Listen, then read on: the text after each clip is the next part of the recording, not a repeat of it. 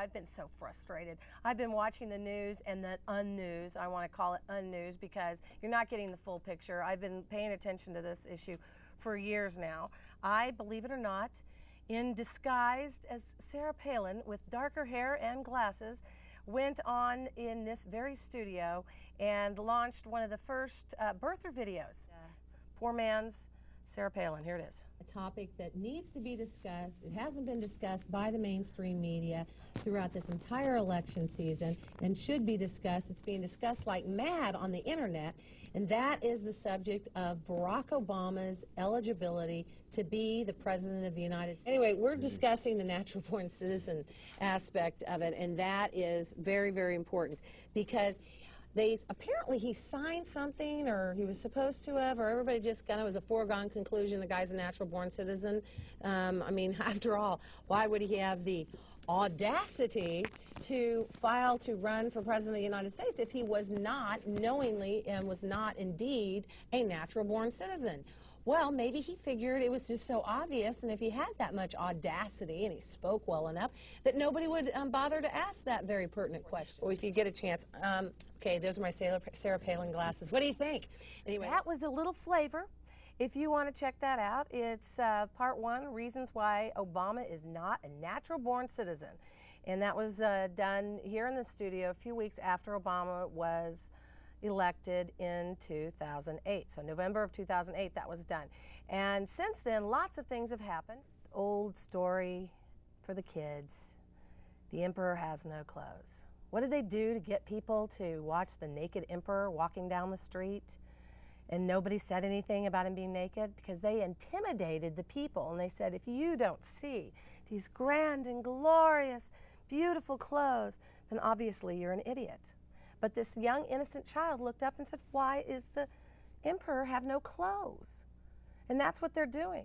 They're trying to intimidate people like me. You know, I'm well educated, and so is Donald Trump, as he's often reminding people of. And these are facts. You can't change the fact that these are facts. These are out there. This man is committed the biggest fraud in the history of our country, and we're going to go through every last item on it. And beginning with, what exactly does it mean when the Constitution says that in order to be president, you must be a natural-born citizen of the country or alive at the time of the writing of the Constitution? Because you see, all of the founders of the Constitution were, of course, British subjects. So you could not be a British subject after the time of the writing of if you weren't alive at the time of the writing of the Constitution. The last time I checked, Obama was not alive the time of the writing of the Constitution. Is real, and the matter is serious. And simply trying to shoot the messenger will not make the message disappear.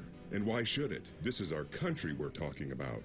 The real hate mongers want you to believe this is about Mr. Obama's politics, or even worse, his race. We want to dispel the rumors you may have been hearing, and we want to set the record straight. If we just ignore the facts, we'll probably journey down a road from which there will be no return. To truly understand the truth, however, will take a little bit of your time. So let's take a few minutes to discover the whole truth. The United States Constitution, which all members of the House and Senate have solemnly sworn to support and defend, states no person except a natural-born citizen or a citizen of the United States at the time of the adoption of this Constitution shall be eligible to the office of President. What is clear and indisputable is that a natural-born citizen is a citizen by no act of law such as naturalization, and also that a child born to U.S. citizens on U.S. soil is a natural-born citizen. After the U.S. Constitution was written, further clarifications were made. All persons born in the United States and not subject to any foreign power are declared to be citizens of the United States. 2 months after the statute was enacted on June 16, 1866, the 14th Amendment was proposed and declared ratified on July 28, 1868. The first clause of the first section reads, "All persons born or naturalized in the United States and subject to the jurisdiction thereof are citizens of the United States and of the state wherein they reside." In 1866, Representative Bingham of Ohio stated, "Every human being born within the jurisdiction of the United States of parents not owing allegiance to any foreign sovereignty is, in the language of our Constitution itself, a natural-born citizen. The chosen wording of the framers here makes it clear that they had drawn a distinction between themselves, persons born subject to British jurisdiction, and natural-born citizens, who would not be born subject to British jurisdiction or any other jurisdiction other than the United States. And so the framers grandfathered themselves into the Constitution as being eligible to be president. But the grandfather clause only pertains to any person who was a citizen at the time of the adoption of this Constitution. It should be obvious that the framers intended to deny the presidency to anyone who was a British subject at birth. If this had not been their intention, then they wouldn't have needed to include a grandfather clause which allowed the framers themselves to be president. Our Constitution and subsequent relevant case law establishes two distinct types of citizens: U.S. citizen or native-born citizen, and natural-born citizen. As you will see, not everyone who is a U.S. citizen is also a natural-born citizen.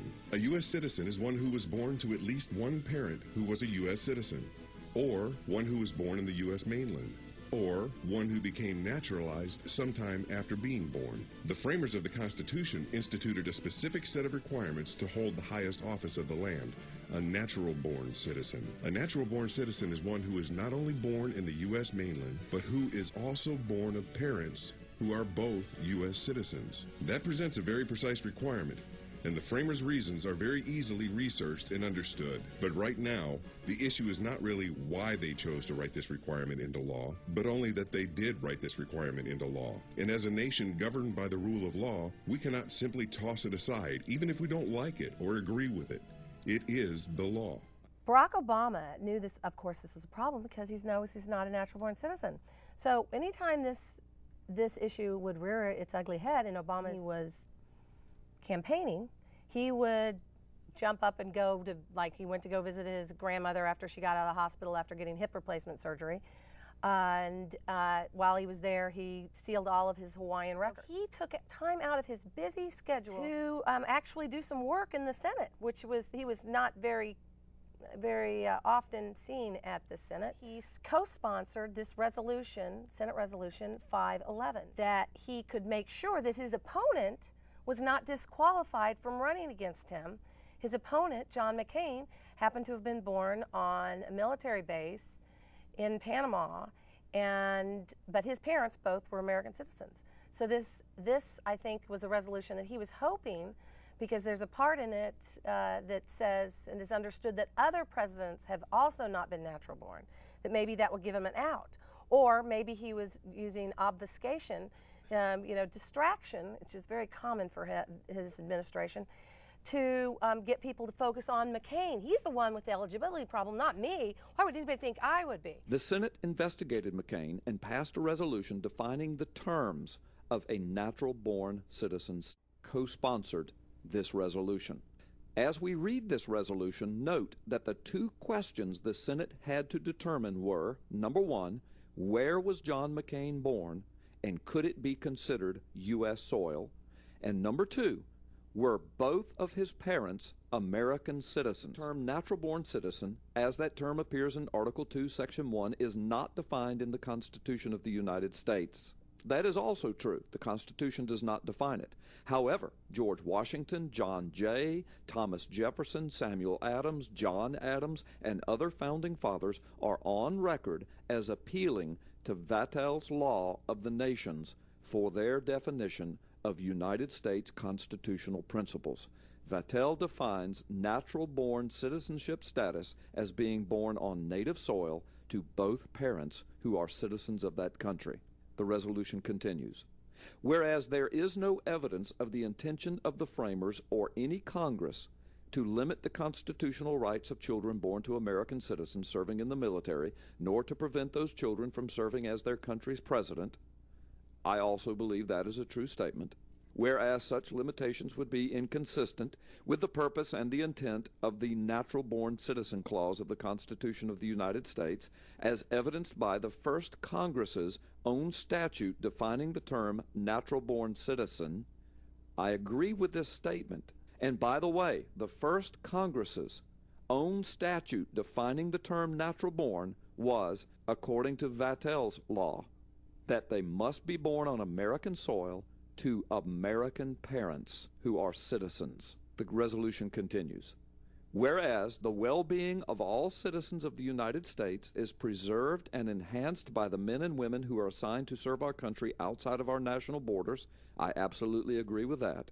Whereas previous presidential candidates were born outside of the United States of America and were understood to be eligible to be president, the only candidates who were born outside of the United States who were understood to be eligible to be president were the original framers of the Constitution, our founding fathers, and they were grandfathered in by the Constitution itself. Everyone after them was required to be born on American soil to American parents. But listen to the last paragraph of this resolution. Whereas John Sidney McCain III was born to American citizens on an American military base in the Panama Canal in 1936, now therefore be it resolved that John Sidney McCain III is a natural-born citizen under Article 2, Section 1 of the Constitution of the United States. So the two issues they had to settle were, number one, where was he born? Is an American military base American soil? The Senate said yes. Number two, who were his parents? Were they both U.S. citizens? In John McCain's case, the Senate said he met both definitions of a natural-born citizen. Obama co-sponsored this resolution. He sat on the hearings. He signed the document. By his own resolution and his own birth certificate, which he now has presented, he has proven that he is not eligible to serve as president. Where are the Supreme Court and the congressional hearings on this matter?